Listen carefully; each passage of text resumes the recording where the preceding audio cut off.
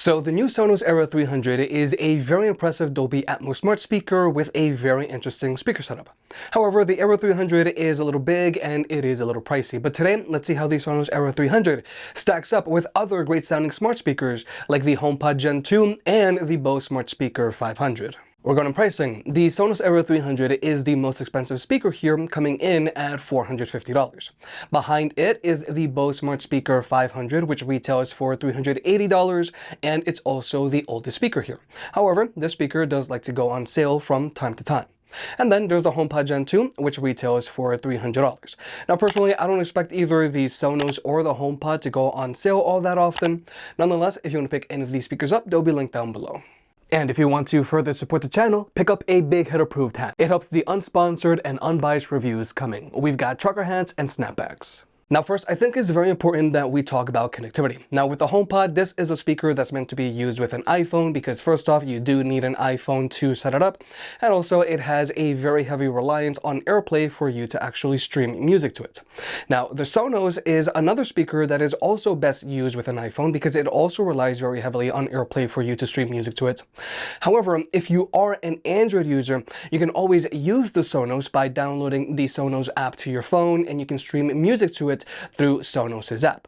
Or you can always connect to the Sonos speaker by using Bluetooth. But then there's the Bose, which plays nice with both iPhone and Android. The Bose has AirPlay 2 support, so as long as you're connected to the same Wi-Fi network as this Bose speaker, you can stream music to it, just like how you can with the Sonos and HomePod. But also, the Bose has Chromecast support, so if you're an Android user and you're connected to the same Wi-Fi network as the speaker, you can always stream music to it, just like how you can with an iPhone using AirPlay.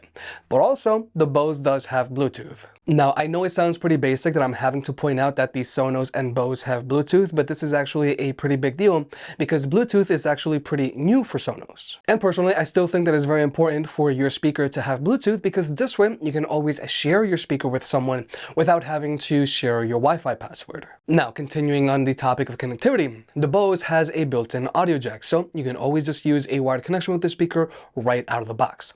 Whereas with the Sonos, it has a USB-C port. So if you want to use a wired connection with the Sonos, you're going to have to buy Sonos's audio jack to USB-C port adapter, which is sold separately. And personally, I do think this is rather ridiculous. I feel that this speaker should just have a built-in audio jack. But then there's the HomePod, which can only be used wirelessly. Now, still continuing on the topic of connectivity, we now have to discuss the speaker's home theater setup capabilities. Now, with the HomePod, if you were to get two HomePods and an Apple 4K TV, then you'll be able to use these two HomePods as a home theater setup. Whereas with the Sonos, if you were to get two of the same speakers, you can always hook them up to either your Sonos Arc or Sonos Beam Gen 2 and use them as rear satellite surround sound speakers. But then there's the Bose. Now, you can always pair your Bose speaker to your Bose soundbar and they'll play in sync, but your Bose speaker isn't going to behave like a rear satellite speaker like with Sonos' setup. Next up, there's the voice assistants on these speakers. Now with the HomePod, you can only use Siri because Apple, duh.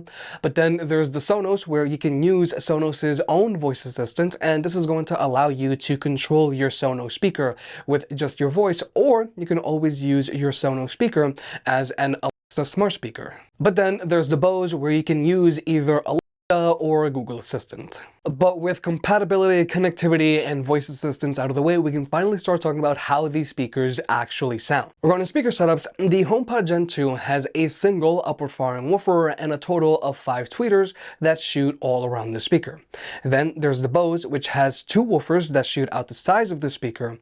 And then there's the Era 300, which has the wildest speaker setup here. The Era 300 has 2 woofers that shoot out the sides, and it has a total of 5 tweeters on it. One shoots out the front, 2 shoots out the sides and slightly upwards, and 1 shoots upwards. Now, due to the Era 300's unique speaker setup, when it comes to placement, I do recommend that you try to place the speaker somewhere where it's just going to have room to breathe, but also somewhere where the top of the speaker is going to have a direct line of sight to the ceiling, so that way the upward firing tweeter has something to bounce sound off of. With the Bose, since this speaker does shoot the majority of its sound out of its sides, you also want to place it somewhere where it's going to have room to breathe. But then there's the HomePod. Now, ideally, you want to place the speaker in the center of your room because this is a 360-degree speaker, but I do feel the HomePod is a lot more forgiving as to where you actually place the speaker. Now, before we jump into the sound test, I do have to point out that the Sonos does sound a little flat with its stock EQ. But you can always go in and adjust the bass and treble on this speaker, and personally, I like to use this speaker with its bass raised by 5 clicks. Whereas with the Bose, this speaker does sound a little bright with its stock EQ, but again, you can always adjust its bass and treble to your liking. And personally, I do like to use this speaker with the bass raised up to 50 and the treble lowered down to -20. But now we're going to jump into the sound test. Now, both the Sonos Era 300 and the Bose Smart Speaker 500 are playing at 75% volume, whereas with the HomePod, in order for it to keep up, it had to be playing at 100% volume. Crowded places, feel it sinking in. Lonely faces, say you need a friend. No matter the distance, I will always be there. No more inhibitions, I'll show you I care. You've been lost and alone in the city lights, I know.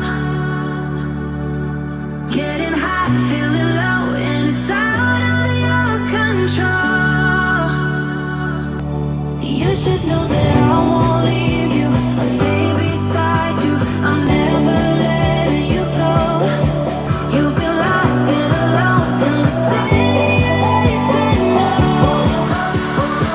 But I will guide you home.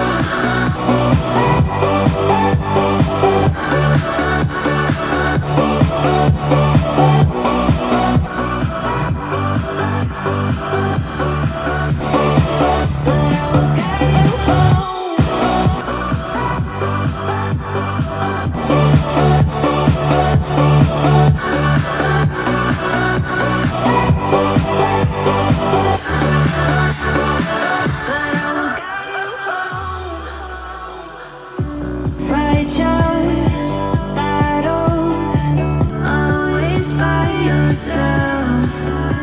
In the shadows, hear you cry for help. No matter the distance, I will always be there. No more inhibitions, I'll show you I care. You've been lost and alone in the city lights, I know. Getting hot, feeling low, and it's out of your control. You should know that I won't leave you. I'll stay beside you. I'm never letting you go. You've been lost and alone in the city lights, I know. But I will guide you home.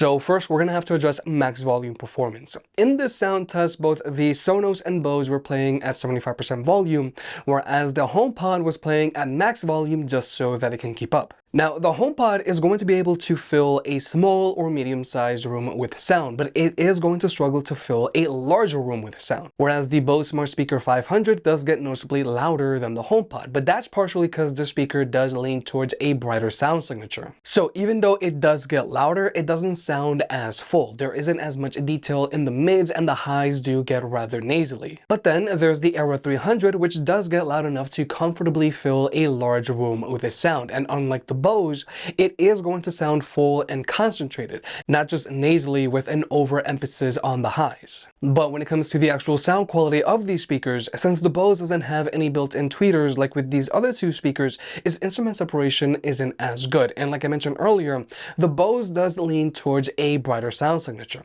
However, very surprisingly, the Bose does have an impressive amount of physicality in its bass all on its own.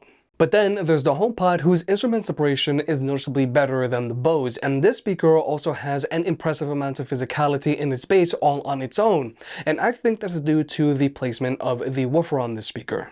Nonetheless, the vocals on the HomePod are very well defined, and the speaker does a noticeably better job of giving details to the instrumentals, something that the Bose does struggle with. And finally, there's the Sonos Era 300, which I feel has the best instrument separation here. Since sound is coming at you from all different directions, this speaker does sound noticeably more open than both the Bose and HomePod, and it also doesn't put an overemphasis on the highs. And whether you're listening to Dolby Atmos content or not, the Era 300 is going to sound noticeably more open than the HomePod, which also has Dolby Atmos support. Now, what Dolby Atmos is, instead of your music just coming out of the left side and right side of your speaker and everything just being on the same plane, Dolby Atmos gives your music a sense of verticality to it.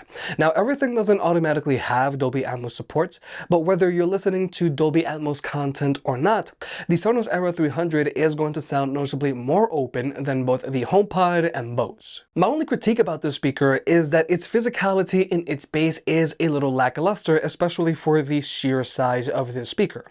However, with the Era 300, you can always connect one of Sonos's wireless subwoofers to it, and then that way, you're really going to be able to feel your music. But cost basis wise, I don't think this makes a lot of sense. However, if you've already invested into Sonos's ecosystem, maybe you already have a Sonos soundbar, and maybe you already have a Sonos subwoofer, then if you got the Sonos Era 300, then you can always connect that subwoofer to the Era 300. So with all that being said, if you're trying to choose between any of these three speakers, and if sound is your main priority, then the Sonos Era 300 is easily the best bet here.